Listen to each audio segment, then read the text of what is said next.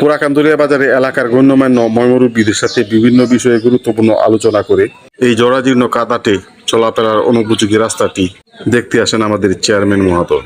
আসসালামু আলাইকুম। কাস্টমার এখন করে আসলে ঢাকার কই না ফান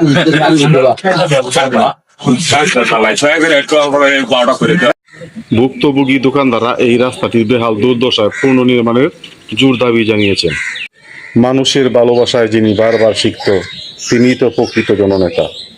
এই রাস্তাটি পরিদর্শনের পাশাপাশি আমি চেয়ারম্যান মহোদয়ের কাছে কিছু গুরুত্বপূর্ণ বিষয় জানতে চেয়েছিলাম। চেয়ারম্যান সাহেব, ওই যে রাস্তার বিষয়ে আবারও ওই যে সংসদ নির্বাচনের পরবর্তীতে পুরাকান্দুলিয়া বাজারের পরিবেশ আইন শৃঙ্খলা অবনতি, যেমন আমরা লক্ষ্য করতেছি মাদকাসক্তিরা প্রতিদিন প্রতি রাত্রে ওরা মাদক পান করে বাজারে উত্তেজিত অবস্থা মানুষদেরকে হয়রানি করে এবং কি নেতা কর্মীদেরকে সবাইকে মানে গালিগালাজ করে, এতে করে জনমনে খুব এটা সমস্যা হইতেছে এই ব্যাপারে।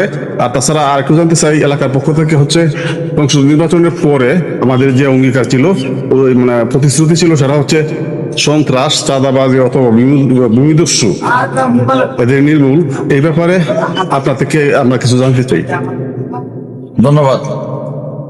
আসলে তো নির্বাচন সদ্য নির্বাচন হয়ে গেল, আমাদের আপনার যেগুলো কথা এগুলো আমাদের পূর্ব সত্যই ছিল, আমাদের নির্বাচনের স্তরে ছিল। এটা আমাদের যে এমপি সাহেব আছেন জনাব সালমান রুবেল সাহেব, উনি অবগত আছেন।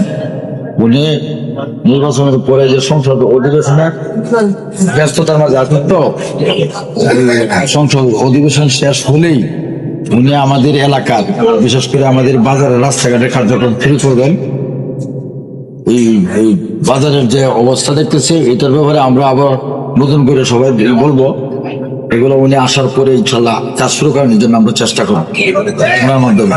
আর যেগুলা সত্য ছিল নির্বাচনের আগে ইনশাল্লাহ এগুলা পূরণ করার চেষ্টা করবেন উনি, মনে হয় আশা ব্যক্ত করছে। ধন্যবাদ। আরো জানতে চাই হচ্ছে ওই যে মাদকাসক্তির বিষয়টা এলাকাবাসী, হ্যাঁ, এটা হলো প্রথম সমস্যা। এটা হলো সর্বসমস্যাটা হলো মাদকাসক্ত, মাদক নির্মূল করতে হবে। এটা আমাদের সকলের দাবি, সকলের দাবি, এটা করতেই হবে। না, আপনাকে অসংখ্য ধন্যবাদ। ধন্যবাদ আপনাকে। দায়িত্বশীল কাকে বলে তিনি বারবার প্রমাণ করেছেন। জনগণের প্রতিটি সমস্যা নিজের মতো করে সমাধান করার জন্যই এই মানসিকতায় তাকে অন্যদের চেয়ে আলাদা করে রেখেছে। আশা করি তার এই বিচক্ষণ রাজনীতি আমাদের উন্নত সমাজ গড়বে।